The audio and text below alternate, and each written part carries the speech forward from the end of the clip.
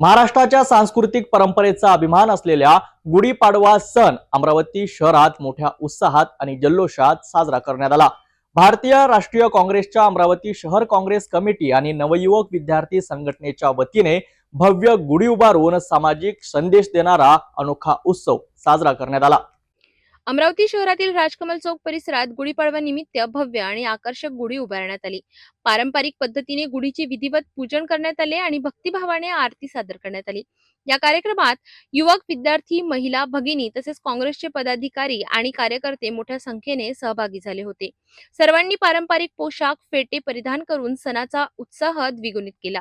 हा उत्साह केवळ सणापुरता मर्यादित न राहता सामाजिक जागृतीचा संदेश देणारा ठरला। जनतेच्या समस्या, सामाजिक प्रश्न आणि एकात्मतेचा विचार यांना या कार्यक्रमातून अधोरेखित करण्यात आले।